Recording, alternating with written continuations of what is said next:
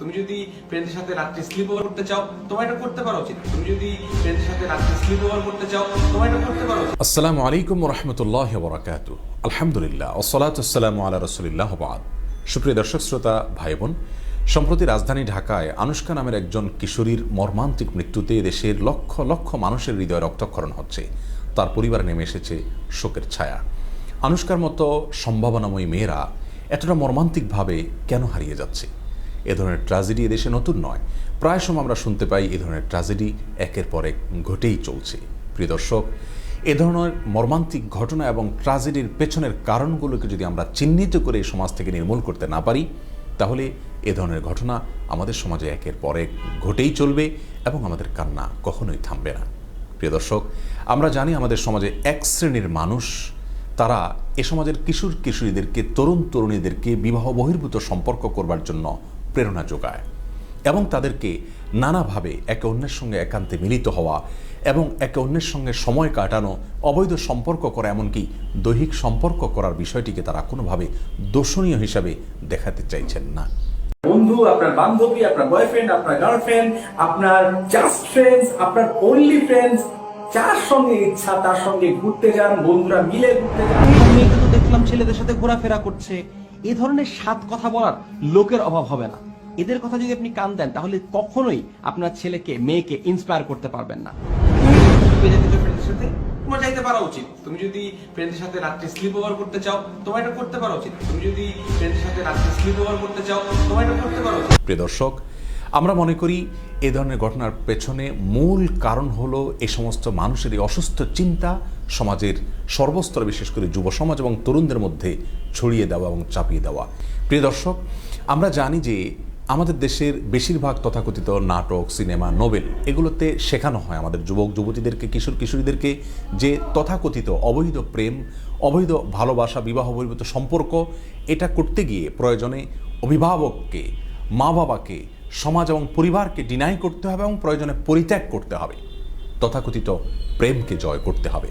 এই প্রশিক্ষণ যেহেতু নাটক সিনেমার মাধ্যমে অনবরত আমাদের কিশোররা, আমাদের তরুণ তরুণীরা পেয়ে থাকে, অতএব সেটাই তাদের বাস্তব জীবনে তারা প্রয়োগ করে থাকে।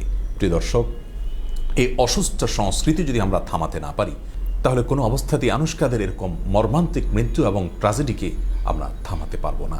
প্রিয় কিশোর কিশোরী এবং তরুণ তরুণী ভাই বোন আমার, এই পৃথিবীতে ধ্বংসের পথ অনেক, কিন্তু মুক্তির একমাত্র পথ হলো ইসলাম। আমাদের মহান সৃষ্টিকর্তা আল্লাহ রাব্বুল আলামিন আমাদের জন্য যা কল্যাণের তাই তিনি আদেশ করেছেন, যা অকল্যাণ এবং ক্ষতিকর সেটা থেকে তিনি আমাদেরকে নিষেধ করেছেন। অতএব বিবাহের মাধ্যমে যে পবিত্রতম সম্পর্ক তৈরি হয় একজন নারী একজন পুরুষের সাথে, যে লাইফ উপভোগ্য হয়ে ওঠে, বিবাহ বহির্ভূত তথাকথিত অবৈধ প্রেম, অবৈধ ভালোবাসা, অবৈধ সম্পর্কের মাধ্যমে সেই পবিত্রতম সম্পর্ক কখনো গড়ে ওঠে না। সাময়িক আনন্দ হলেও চূড়ান্তভাবে আমাদের জীবনকে ধ্বংসের দ্বারপ্রান্তে নিয়ে যায়। অতএব এদেশে তথাকথিত গার্লফ্রেন্ড, বয়ফ্রেন্ড এবং জাস্ট ফ্রেন্ড জাতীয় যত কালচার এবং সংস্কৃতি প্রচলিত আছে, এগুলোকে বলিষ্ঠভাবে, সুদৃঢ়ভাবে না করুন। ভালোবাসা এবং প্রকৃত প্রেম হবে আপনার নিবন্ধিত এবং বিবাহিত স্ত্রীর সাথে, জীবন সঙ্গীর সাথে, ইনশাআল্লাহ তাআলা। প্রিয় দর্শক, নাটক সিনেমার মাধ্যমে যে সমস্ত অভিনেতা অভিনেত্রীরা আপনাদেরকে প্রতিনিয়ত তথাকথিত অবৈধ প্রেম এবং ভালোবাসার প্রশিক্ষণ দিয়ে থাকে, উৎসাহ জুগিয়ে থাকে, তাদের ব্যক্তিগত দাম্পত্য জীবন নিয়ে যদি আপনি গবেষণা করেন, তাহলে দিনের আলোর মতো পরিষ্কার হয়ে যাবে তারা নিজেরাই দাম্পত্য জীবনে সুখী নয়। অতএব তাদের দেখানো পথ কখনো আপনাকে সুখ এবং শান্তি এনে দিতে পারে না। বিধায় অশ্লীলতা, অসভ্যতা, নোংরামি, বিবাহ বহির্ভূত সম্পর্ককে বলিষ্ঠভাবে, সুদৃঢ়ভাবে না করুন। শয়তানের পাতা ফাঁদে পা দিবেন না। আল্লাহ তাআলা আপনাদেরকে হেফাজত করুন। আর সম্মানিত অভিভাবক, অভিভাবিকাবৃন্দ, আপনার আদরের সন্তান, আদরের ছোট ভাই বোন, তারা কোথায় যাচ্ছে, কার সঙ্গে মিশছে, কিভাবে সময় কাটাচ্ছে, এদিকে সচেতনভাবে দৃষ্টি রাখুন। যারা আপনার সন্তানের তথাকথিত স্বাধীনতার নামে একটু আধটু করার অনুমোদন দিয়ে থাকে বা এগুলোর জন্য আপনাকে উৎসাহ জুগিয়ে থাকে, তারা আপনার এবং আপনার পরিবারকে ধ্বংসের দ্বার প্রান্তে নিয়ে পৌঁছাবে। অতএব আল্লাহ রাব্বুল আলামিনের প্রতি বিশ্বাসের জায়গা থেকে, কোরআন এবং হাদিসের বাণীর প্রতি আস্থার জায়গা থেকে আসুন।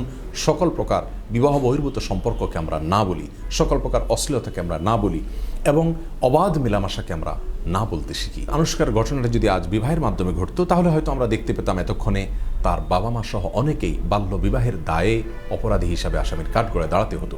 অথচ এ সমাজের যে সমস্ত লোকেরা আমাদের যুবক যুবতীদেরকে, কিশোর কিশোরীদেরকে, এমনকি বালক বালিকাদেরকে অসুস্থতার পথে পা বাড়াতে প্ররোচিত করছে, তাদেরকে কখনো আসামির কাঠগড়ায় দাঁড় করানো হয় না। অতএব যত প্রকার অশ্লীলতা, নির্লজ্জতা, বেহায়াপনার ছড়াছড়ি হয়ে থাকে, প্রচার প্রচারণা হয়ে থাকে, এগুলোর পথকে এখনই থামাতে হবে এবং বিবাহ বহির্ভূত সম্পর্ককে যারা অ্যাপ্রিসিয়েট করে, উৎসাহিত করে, প্ররোচিত করে, সে সকল অসভ্যদেরকে চিহ্নিত করে তাদের সকল চক্রান্তকে নির্মূল করতে হবে।